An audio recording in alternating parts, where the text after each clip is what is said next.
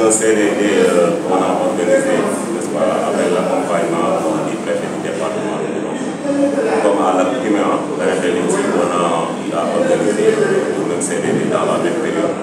Donc ce CDD-là, ça nous a permis de faire le bilan de la Tabaski 2024. Maintenant, pour aussi nous permettre également de faire la préparation, le bilan sur la préparation de la Tabaski 2025. Voilà, donc c'est un CDD qui a réuni tous les éleveurs du département, n'est-ce pas?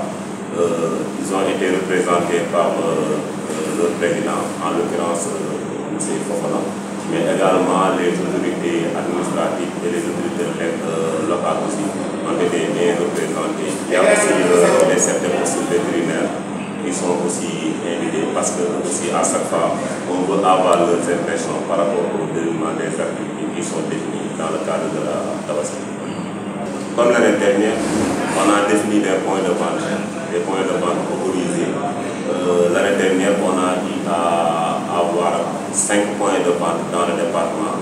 Cette année aussi, on va répéter la même chose. Donc, parmi ces points de vente-là, il y a 2 dans la commune de Boulon, 1 dans la commune de Salim et les 2 autres dans la commune de Danaf et la commune de Yaranpalat.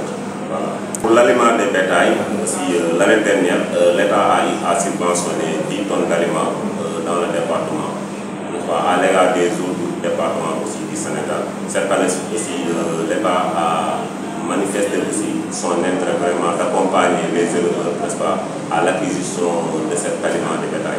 Donc là, on attend l'arrivage de 10 tonnes d'aliments dans le département dans les prochains jours. Maintenant, il y a les commodités à respecter. Dans les prochains jours, on compte organiser une réunion avec la maison des éleveurs pour définir les tenants et les aboutissants par rapport à cette subvention. L'appel que je lance à l'endroit des éleveurs, c'est de respecter les mesures édictées par les autorités, que ce soit autorités locales et autorités administratives. Donc, on a eu à partager avec eux tous les arrêtés, n'est-ce pas? Et en même temps aussi la circulaire du Premier ministre, n'est-ce pas? Qui fait, comment dirais-je, la circulaire du Premier ministre, n'est-ce pas? Qui parle un peu de l'assouplissement des mesures pour ce qui concerne le convoyage des moutons, ainsi de suite, mais aussi le respect de l'heure d'ouverture des points de vente et de l'heure de fermeture des points de vente également. Donc c'est des mesures qu'il faut vraiment respecter pour la réussite de cette opération pour 2025. C'est le fonds FONSTAB, Fonds national pour la stabilisation.